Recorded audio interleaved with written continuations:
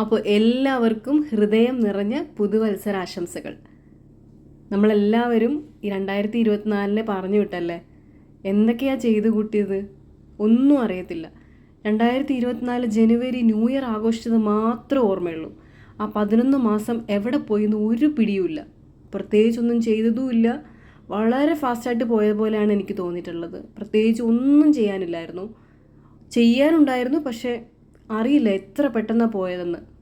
പക്ഷേ ഈ വർഷമെങ്കിലും നമുക്ക് തിരിച്ചു പിടിക്കണം.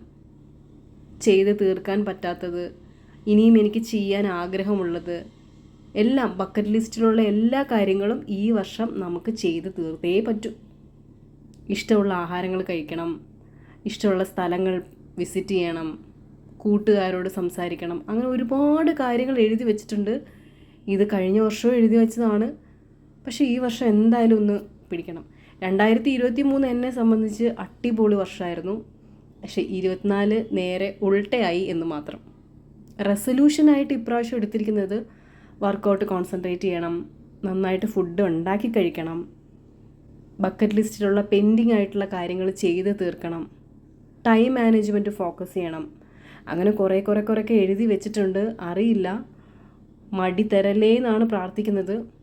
പിന്നെ വർക്കിൽ കുറച്ച് കോൺസെൻട്രേറ്റ് ചെയ്യണം, പിന്നെന്താ പറയുക, മണി സേവ് ചെയ്യണമെന്നൊക്കെ ഉണ്ട്. പക്ഷേ അറിയില്ല. കൂട്ടുകാരൊക്കെ ആയിട്ട് എൻജോയ് ചെയ്യണം, പിന്നെ പുതിയ സ്ഥലങ്ങളൊക്കെ കവർ ചെയ്യണം എന്നൊക്കെ ഉണ്ട്.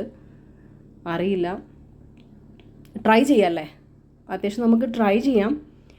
എല്ലാവർക്കും എല്ലാം, അതായത് നിങ്ങൾക്ക് നിങ്ങളുടെ ബക്കറ്റ് ലിസ്റ്റുള്ള എല്ലാ കാര്യങ്ങളും ചെയ്യാൻ സാധിക്കട്ടെ എന്ന് പറഞ്ഞുകൊണ്ട്, അഗെയിൻ ഹാപ്പി ന്യൂ ഇയർ.